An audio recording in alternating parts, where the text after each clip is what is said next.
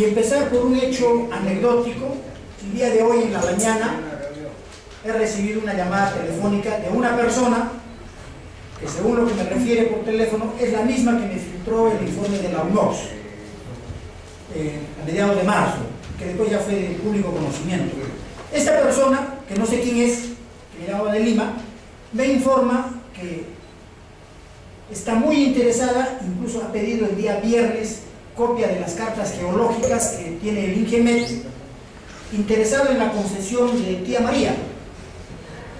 Y esta empresa es Codelco, de Chile. Incluso ya la semana pasada algo comentamos y me rebotó un correo que Codelco de Chile está planteando de que se derogue la ley que permite que el 10% de sus utilidades van a las Fuerzas Armadas chilenas. Con eso estaría entrando a Perú y Argentina. Entonces, esta persona que me llama me dice, están pidiendo información, incluso se habrían ya reunido y haber alcanzado una oferta económica para que les transfieran los derechos de la concesión que tiene Sauder sobre Tía María. No vaya a ser, entonces nos llevemos la sorpresa y que la concesión Tía María termine en manos de Codelco. Lo dejo ahí, no tengo confirmación, creo que tiene algún mérito esa información porque me dice la persona, yo fui la persona que le mandé el correo, etcétera, etcétera. Señalo ese hecho. En segundo lugar, con la anuencia de Pepe Julio, voy a revelar algunas cosas que no son conocidas por la mayoría de la ciudadanía y la opinión pública. En primer lugar, siempre se ha dicho que la audiencia pública del estudio de impacto ambiental fracasó porque hubieron actos de violencia y la gente no permitió. Falso de toda falsedad.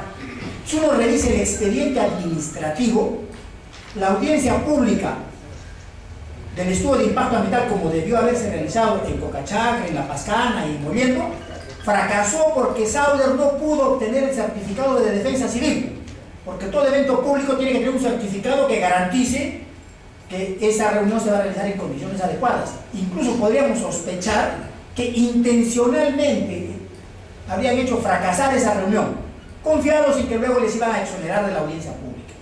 Esa es una primera cosa que tiene que quedar clarísima. Si no se ha realizado la audiencia pública es por la incapacidad de Sauder, que no pudo obtener el certificado de defensa civil, no porque la gente fue violenta, cuestionó, etcétera, etcétera. En segundo lugar, cuando se publica el año pasado la resolución 397 y 398 que aprueba el plan complementario de participación ciudadana y se encarga la revisión del estudio de impacto ambiental a la UNOPS, es verdad, impugnamos esas dos resoluciones. Se interpuso un recurso de reconsideración porque entendíamos de que eso vulneraba el ordenamiento legal, ese mecanismo no estaba previsto en la ley del Sistema Nacional de Evaluación de Impacto Ambiental. En enero, la autoridad dice improcedente. Planteamos el recurso de apelación, la autoridad dice improcedente.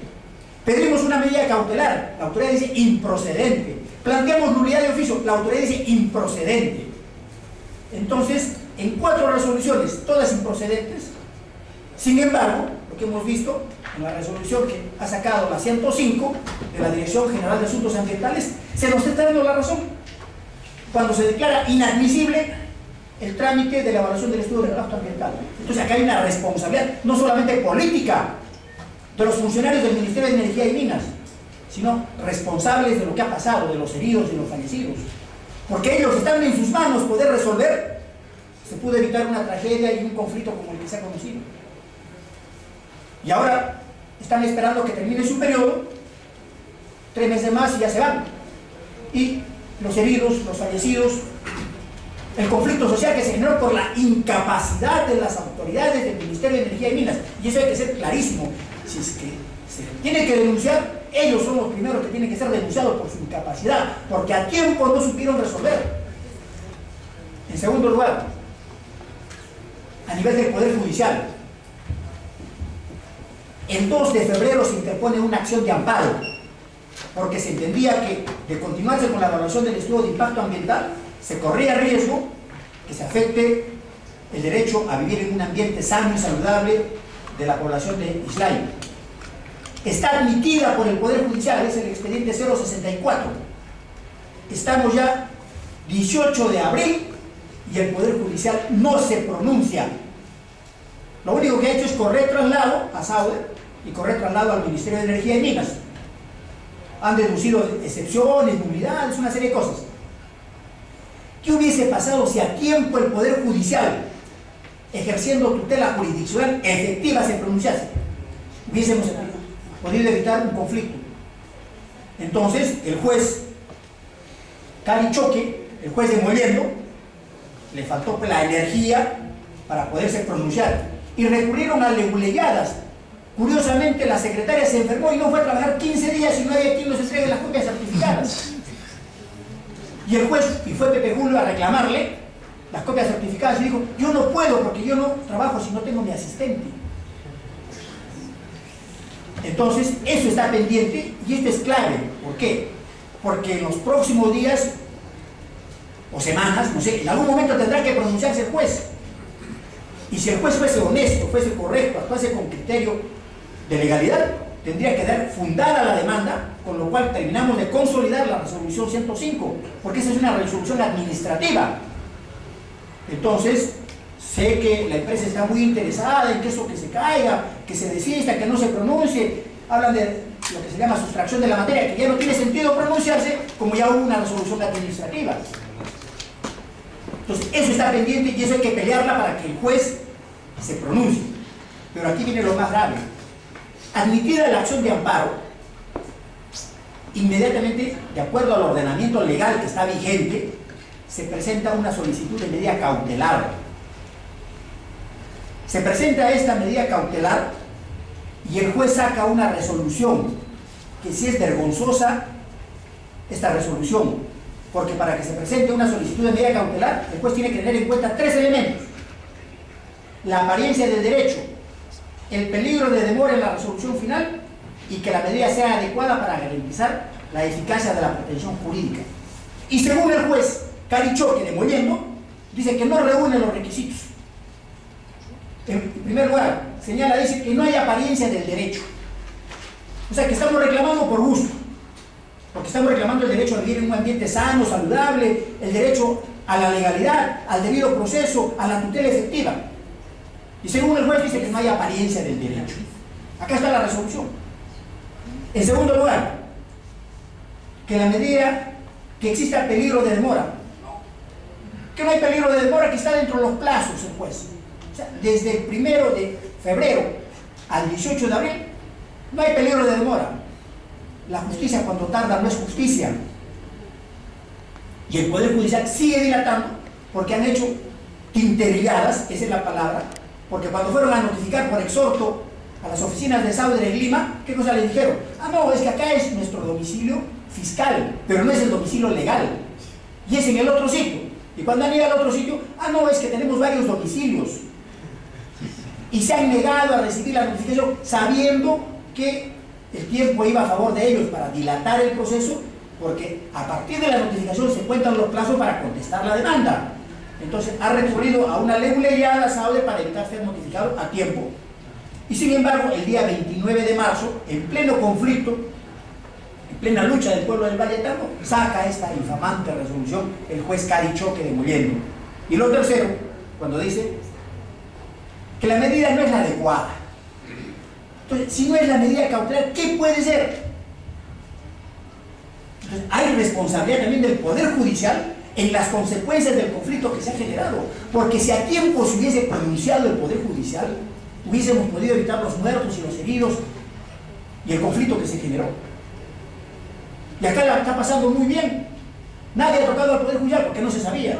Y estoy aprovechando esta ocasión para emplazar al Poder Judicial. También es responsable de lo que ha sucedido con Tía María, porque ha tenido una actitud permisiva totalmente a favor de la empresa.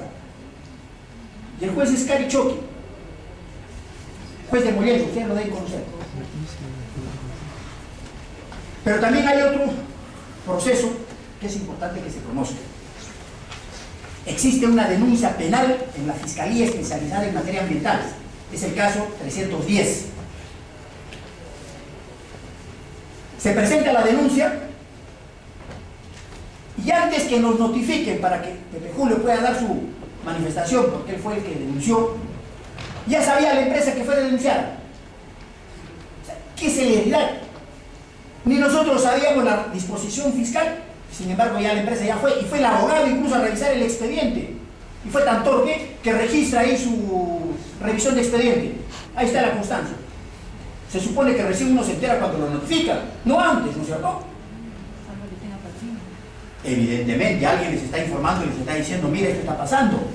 Entonces, aquí ya hemos conversado con el Pepe Julio y la decisión es continuar con la denuncia penal, porque encaja dentro del ámbito del artículo 314 del Código Penal. Dice, la autoridad o funcionario que pudiendo prever una conducta delictiva por la elaboración de un mal informe, el documento de la UNOPS dice que el informe está mal hecho, el estudio de impacto ambiental.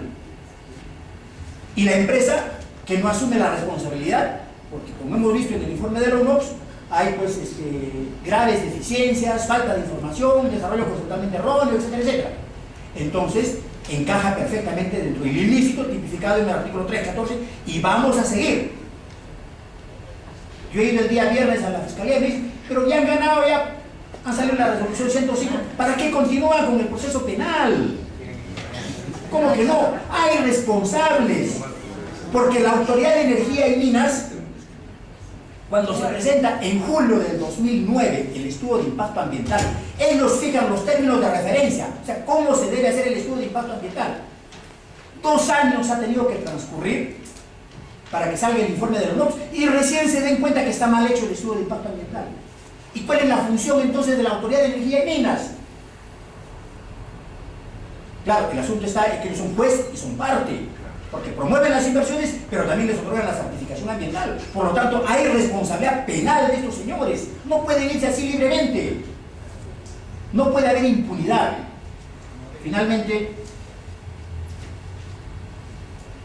la resolución 105 que ha sido declarada inadmisible, esto tiene que consolidarse con la decisión judicial que tiene que pronunciarse en las próximas semanas o días, no sé en qué momento. Habrá que ir a hacer presión y hablar con el juez, señor, ¿cuándo se va usted a pronunciar? Y esto encaja con lo que ya dijeron en las instituciones anteriores. Si no logramos tener la zonificación ecológica y el ordenamiento territorial y se declara intangible la zona, de nada sirve esta resolución 105. Entonces, creo que hay tareas urgentes e inmediatas que tienen que abordar, dando responsabilidades a efectos de poder consolidar, y efectivamente eso es cierto. Se ha logrado por primera vez en la historia ponerle alto a una empresa tan poderosa como es Sauder, pero esto tiene que consolidarse con las acciones legales posteriores y creo que no hay que bajar la guardia. Y ese es el mensaje con el cual quería terminar. Gracias.